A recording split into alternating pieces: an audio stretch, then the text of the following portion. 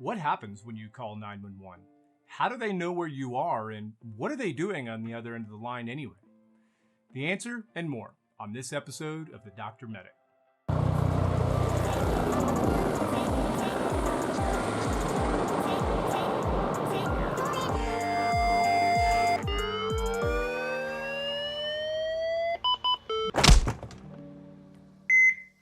Most of the cities in the US utilize a 911 system for emergencies. I say most because there are actually many parts of the US where a 7-digit number is still utilized to call for emergencies.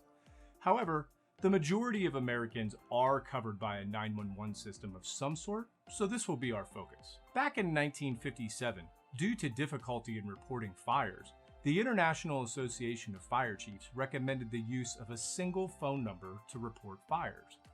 Over the next 10 years, different areas attempted to utilize a single phone number for fires, and maybe another number for police, and yet maybe another number for medical emergencies. It wasn't until 1967, though, that the federal government realized that different numbers were proving futile and that a single number for all emergencies was necessary. Legislation was passed by the federal government, and AT&T set up the first 911 system, with the very first 911 call being completed in Haleyville, Alabama.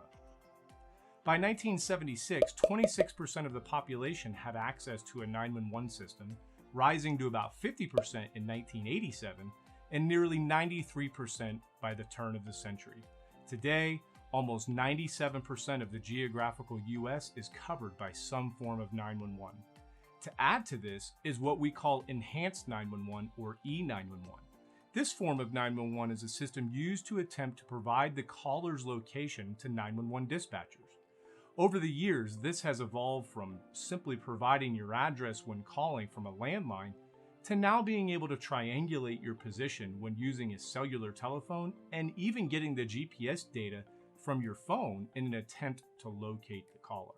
Very similar systems are used around the world with different numbers such as 999 in the United Kingdom, 112 in the European Union, and 000 in Australia. In addition, two very beneficial laws were passed in August of 2019, Kerrys Law and Ray Baum's Act. Careys Law references calling 911 from a phone system that would normally require you to dial an 8 or a 9 just to get an outside line. You've seen these phones many times at big businesses, schools, and hotels. Well, back in 2013, a man named Hank Hunt had a daughter named Kari. Now, Kari was attacked and killed by her estranged husband in a Texas hotel room in the city of Marshall. Kari had a 9-year-old daughter that was in the room at the time, and this young girl attempted to call 911 4 times and was unable to get an outside line and could not get a hold of anyone at a 911 dispatch center. Hank worked with lawmakers for 5 years to enact a law that would no longer require the need to dial out when calling 911 on these multi-line phone systems like they have at these hotels, large businesses, and schools. Now, the Ray Baum's Act was created a little differently than Kerrys Law. Kerrys Law was needed in order to be able to safely dial 911 from a multi-line phone system, but these multi-line systems had other problems as well. First, when calling 911, it is important that the dispatcher be able to immediately identify the phone number from which the caller is calling. This is needed in case the dispatcher or rescuers need to call the number back for more information. Before Ray Baum's Act, many of these multi-line systems would provide a general phone number to the dispatchers that was not tied directly back to the specific phone that made the 911 call in the first place. With the passage of this law, these systems are now required to provide a dedicated phone number to dispatchers when a 911 call is made. Second, the multi-line systems would normally not have provided an actual location with every 911 call. For instance, if someone called 911 from a hotel with 500 rooms, the dispatchers would not be able to identify which room the caller was in unless the caller told them. And as many paramedics and firefighters and cops will tell you, even the caller can get their location wrong sometimes. With the passage of Ray Baum's Act, an actual location must be automatically provided to the dispatcher when a 911 call is made. So who is Ray Baum? Well, there actually is a guy named Ray Baum who was a lawyer and a politician, and he worked with the FCC and the federal government on a number of big projects. Well, old Ray died in 2019, and they named this act in his honor.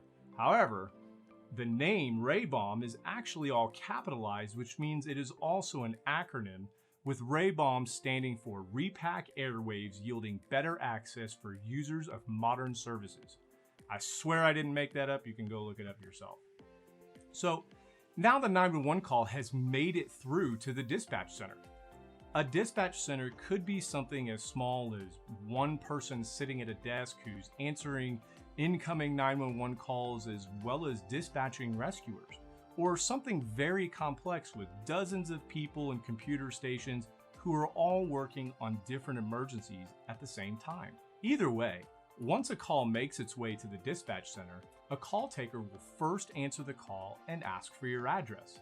This happens so that while you are telling them what your emergency is, the dispatcher can be activating the appropriate resources for your emergency through their computer.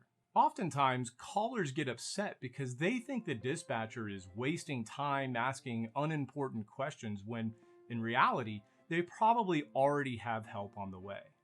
The person who answers the phone is oftentimes employed by the police department for that municipality, as law enforcement typically has the infrastructure already in place for a dispatch center. In smaller systems for smaller cities, this same dispatcher may stay on the line with you no matter what the emergency is. However, in a larger city with a lot more resources, your call is often transferred over to a dedicated dispatcher who is someone that specializes in your emergency. For instance, if you call and say that someone is breaking into your house, the call taker will most likely transfer your call over to a police dispatcher who will then stay on the line with you while at the same time communicating with law enforcement officers who are on the way. But what if someone broke into your house and they stabbed you in the chest with a samurai sword? Well, that would be terrible, first of all, but it does happen. But second of all, the call taker would transfer your call to two other dispatchers, one for law enforcement, and the other would be a medical dispatcher. Depending on the size of the city or the system, the medical dispatcher may also be a licensed EMT or a licensed paramedic. In this scenario, the medical dispatcher will be sending an ambulance and other paramedics or EMTs in addition to the law enforcement officers that are already on the way. But even worse, what if this guy broke into your house, he stabs you with that samurai sword, and then he sets your house on fire as he runs away? In this case, the call taker may actually route your 911 call to 3 different specialists. One dispatcher for law enforcement who will focus on tracking down the suspect and protecting the person who called 911, all while also communicating with responding officers. Another one who will be on the phone with you, helping you to control the bleeding from that terrible samurai sword attack, all while also communicating with the responding ambulance.